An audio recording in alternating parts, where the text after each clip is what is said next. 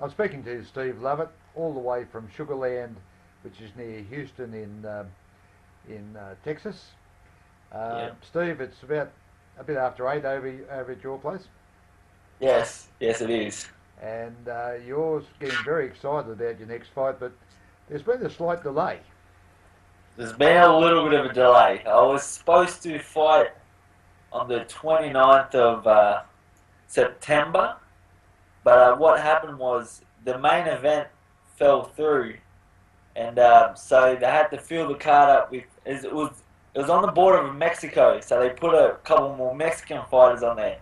which pushed me off the card, Right. which set me back to fight on the 8th of October, which is a better card for me to fight on because Sam Solomon is defending his IBF championship against Jermaine Taylor. So Mm. two Aussies on the fight card. So it works out better for me fighting on this card. So you probably will expect to get more coverage with two Aussies on there. Yes, yes, Right. I will. Now, Sam Solomon, he's been around for a little while, and he's a world champion, and he's Yep. defending against a Mexican fighter. Did you say? No, he's an African American fighter, Jermaine Taylor, former undisputed middleweight champion.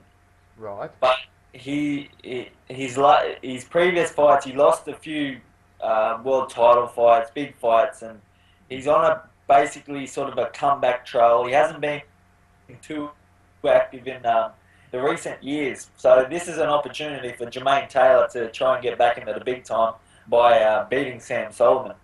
Right. Okay. So, but Sam Solomon would be fairly confident, I'd imagine, if this guy's Sam, yeah, yes, he's had a bit of a checkered career.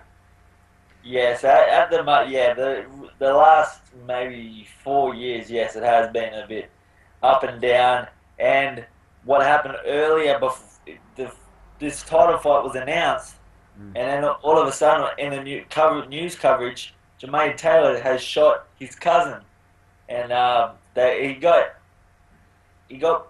put out on bail, but Yep. until that goes to court, so he's got a lot on his mind, Yeah. not just the fight, but this. It's going to be awful hard for him to concentrate then, isn't it? Yes, it would be very hard. I'm imagining. Now, what do you know about your opponent? Well, I don't know too much. The Mexican fighters are always tough, so you Mm. can't underestimate any Mexican fighter because they're always there to fight. So I've put in a big preparation for this fight. It's been probably 3 months of hard, intense training, a lot of sparring. So Mm. I'm ready for any. I've had a lot of different sparring partners, so I'm ready for whatever comes at me. So I'm feeling confident. I'm in the best shape, and Yep. yeah, I've had the best sparring. I can't go wrong. So this is your third fight over there, isn't it? This has been my fourth fight. Fourth.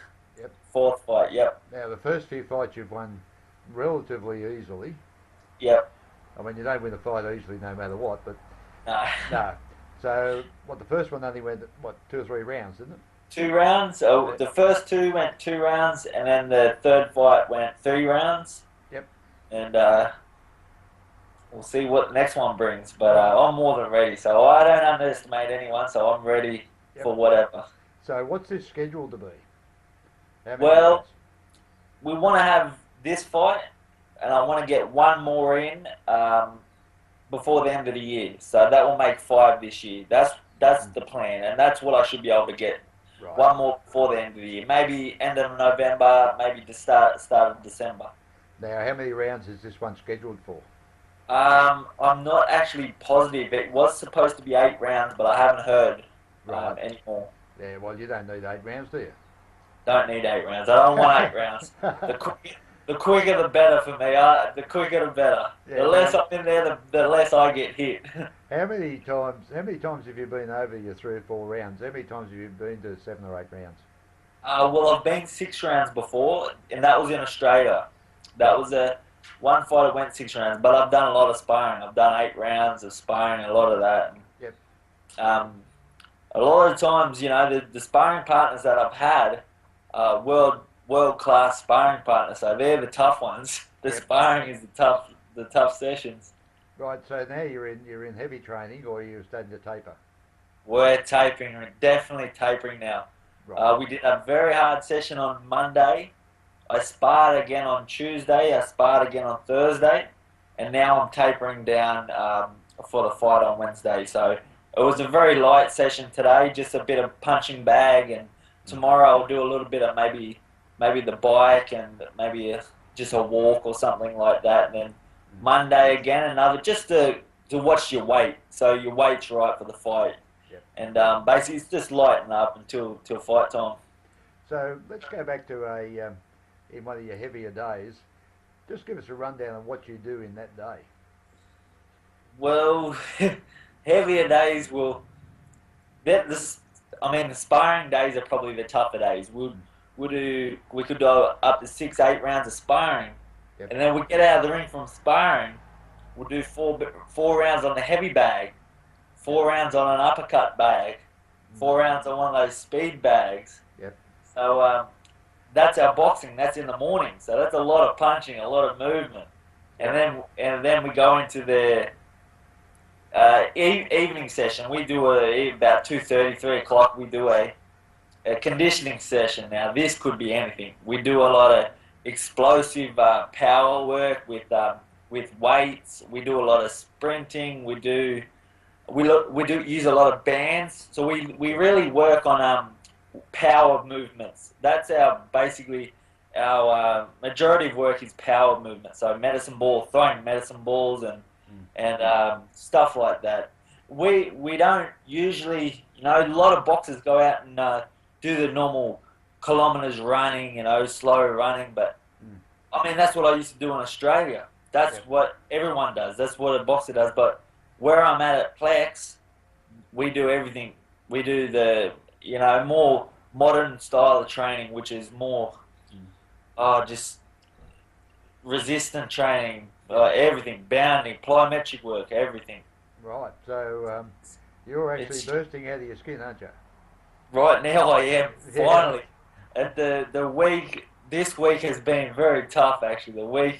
It's been a tough week for me, and I was actually told by my conditioning trainer, he said, because I'm making weight at the moment, I sort of haven't been eating enough. He said, you got to start eating, because you always got to watch your weight. So he said, no, you got to eat up. So I've been eating steaks. I'm feeling good now. I'm ready to go. So I had a good steak tonight, and Ready to go. Ready to go now. So it's going to take you a little bit of time now to keep your head in gear coming up to this fight, isn't it? Yeah. I just got to hold myself back now. I got to just hold myself back. Just don't do anything crazy. So, have you got a sports psychologist that works with you as well? No, we don't have any sports psychologists. No, we don't. We've got a really good. We do a lot of recovery. We've got the physios there. We've got everything else, but not so much psychology. Mm-hmm. Now, just recently too, you had a nice little trip to New York, and as a bit of a break after the last fight, and they tell me you met some rather interesting people while you're up there. Including I'm told by a little bird was telling me that you met a very famous boxing commentator.